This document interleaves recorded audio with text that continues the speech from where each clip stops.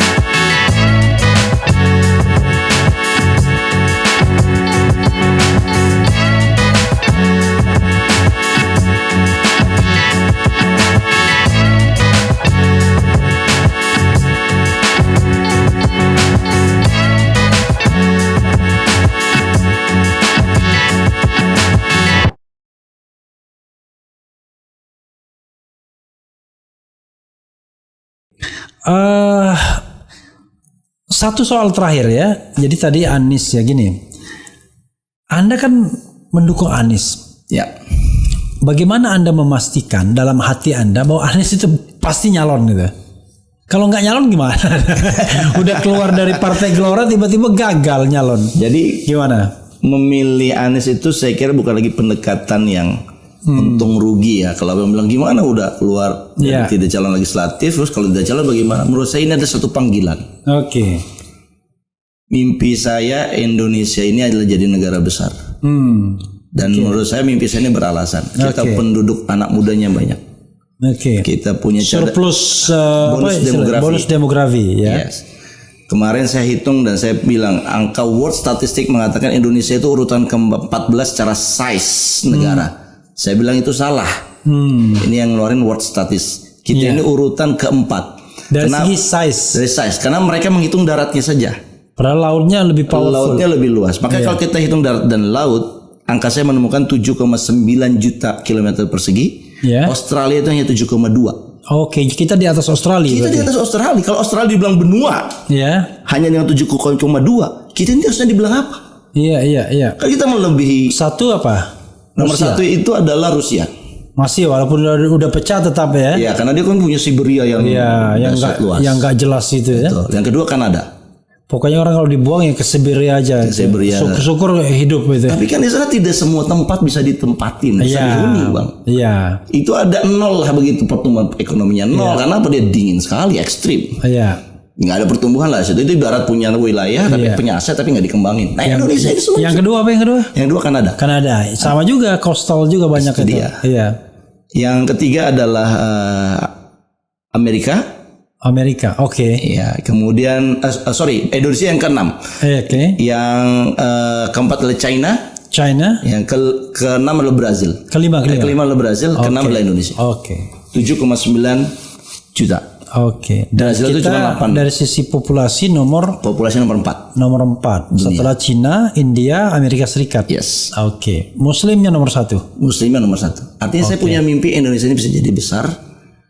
ya kan? Kemudian harus dikelola dengan cara yang benar, yang tidak mau ikut oligarki, ekonomi atau politik, yang bicaranya adalah tegak lurus. Dan menurut saya inilah panggilan jiwa saya untuk memenangkan calon presiden seperti itu. Oke, Anda bicara Indonesia menjadi negara besar. Tentu dua aspek internalnya, leadership di dalam negeri, aspek eksternal. Kan harus ada pengakuan dari negara lain dong. Ya. Kita besar tapi ternyata cuma besar kepala.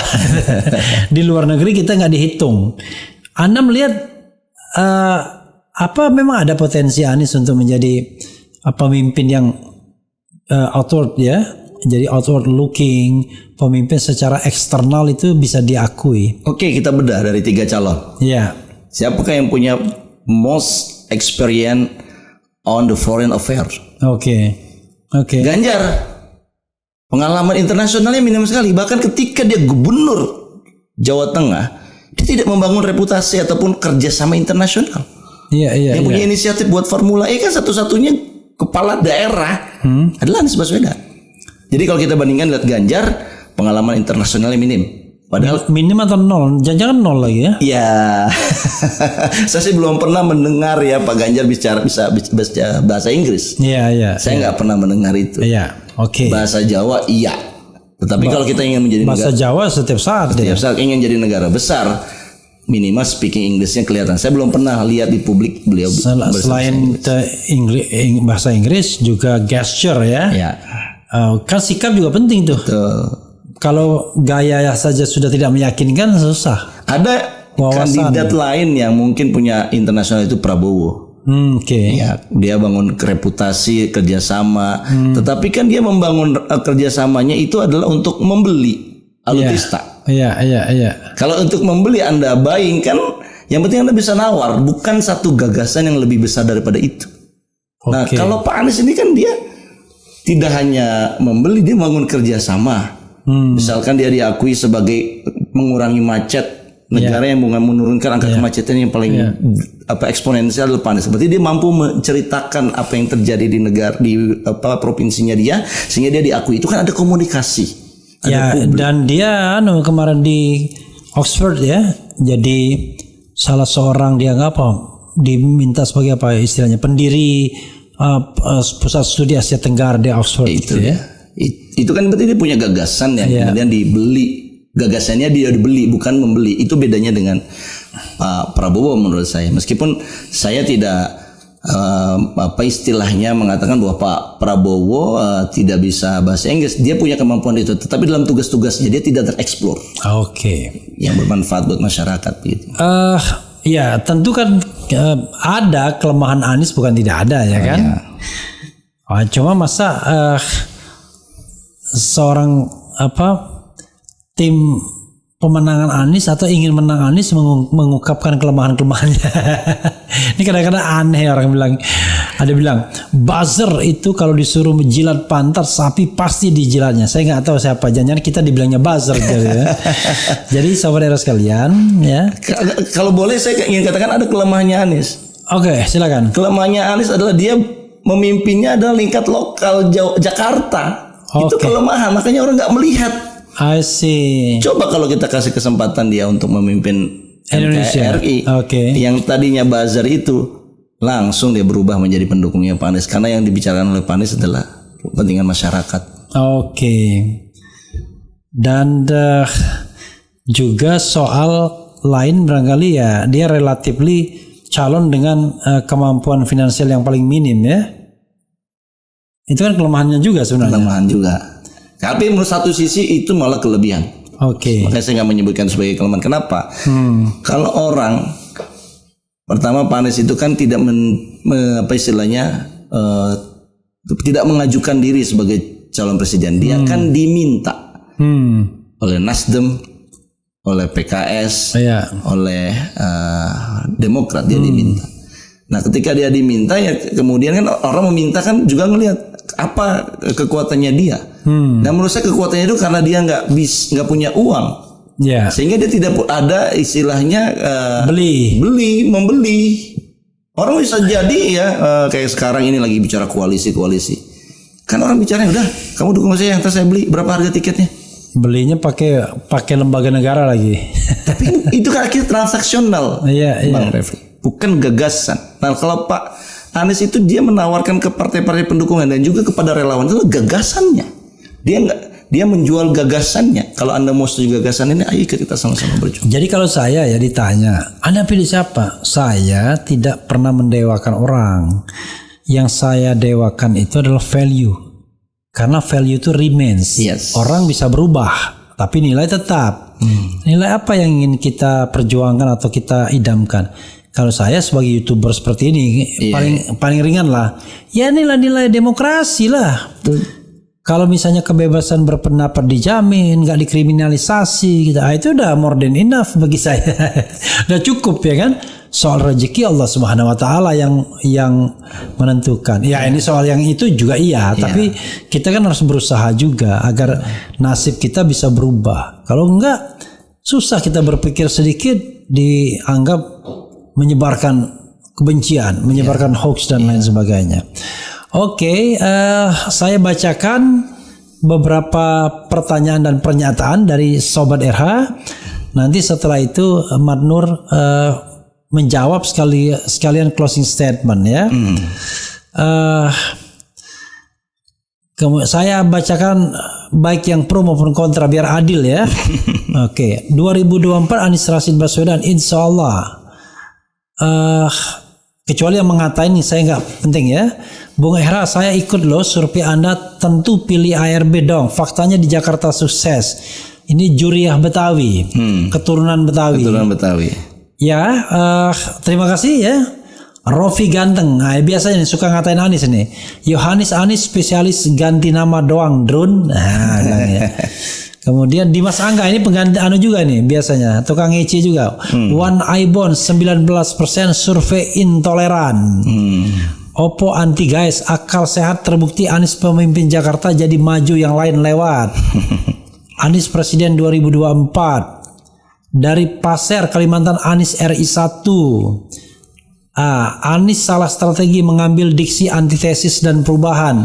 Ternyata kepuasan terhadap Jokowi sangat tinggi 82%. Nah, this is the question ya. Kata Bahlil nih, kalau mau menang presiden ya harus dekat-dekat sama Jokowi. Karena kepuasannya itu 82% bro, ya kan, kira-kira begitu. Anda pengen menang antitesis Jokowi hari gini, kalah Anda. Gimana? 82% bro, kebebasan kepuasan terhadap Jokowi. Sokol begitu katanya gitu. Survei terbaru dari mana ya? SMRC atau LSI kayaknya? LSI. Lembaga Survei Indonesia. Yang ada 2 poin yang ingin sampaikan. Pertama, Bahlil ngomong itu dalam kapasitas apa? Dia kan menteri investasi. Iya. Dia harusnya mengajak orang asing untuk datang ke Indonesia. Kok dia mengajak orang lokal untuk memilih atau mengikuti atau dekat-dekat dengan Pak Jokowi kalau mau sukses jadi calon presiden. Itu kan dia apa urusannya? Apa urusannya? Ya, oke. Dia tidak mengerjakan tugas utamanya. Tidak relevan. Tugas utama tidak dikerjakan, malah dia masuk ke politikal praktis 2024. Kecuali dia pengen punya target tertentu. Apa itu targetnya ya? Mungkin dia pengen membantu oligarki di baliknya. Dia untuk memilih. Yang kedua, poin yang kedua adalah dia bicaranya adalah angka kepuasan. Ya kita tahulah yang survei LSI misalkan. Kita juga perhatikan survei itu. Masa udah naikin harga BBM. Surveinya masih di atas 50%, 66%. Iya. Ya, tidak ada dalam sejarah. Bahkan Pak Jokowi juga mengatakan saya siap untuk mengambil tindakan yang tidak populer. Artinya kalau dia ngambil tindakan tidak populer, kan dia aku tidak populer. Masih kepuasannya masih tinggi. Itu buat saya question mark. Jadi angka kepuasan yang disampaikan lembaga survei yang ke 80% itu adalah bias. Oke. Makanya saya pernah bro mendengarkan dari satu lembaga survei yang mengundang ya. Dia mengatakan bahwa kok tingkat kepuasan presiden kecil sekali di lembaga survei ini. Enggak, padahal lembaga survei lain gede. Dia bilang ini yang real Pak. Waktu itu ada seorang menteri yang panggil dia kan. Kan menteri-menteri kita ini kan cuma sibuk dengan begitu-begitu doang kan. Ditakuti dengan kepuasan survei aja udah takut ya kan. Iya. Coba kalau di polling di era channel, apakah Anda puas dengan presiden hari ini? Wah itu jangan-jangan 90% nggak puas. Saking relatifnya ya. Jadi dia tanya, dia bilang, ya ini yang real Pak. Kalau yang lain tuh fake katanya. Ya kan, yang lain fake. Kenapa fake? Karena yang lain ya adalah direkayasa sedikit biar Bohir tidak terlalu sedih kan. Tidak hanya itu, karena dia kan disurvei kementeriannya, kan dia nggak mau hasilnya jelek loh, makanya dia mau membiayai pakai uang dari kementerian-kementerian itu. Itulah rusaknya lembaga survei yang mengikuti bayaran. Makanya survei yang diumumkan oleh menteri itu nggak ada yang survei yang betul-betul real, karena itu menilai diri dia sendiri juga. Makanya ada bias. Ya, tapi tentu kita detailnya harus kita cek sama-sama. Hanya ini kan analisis ya.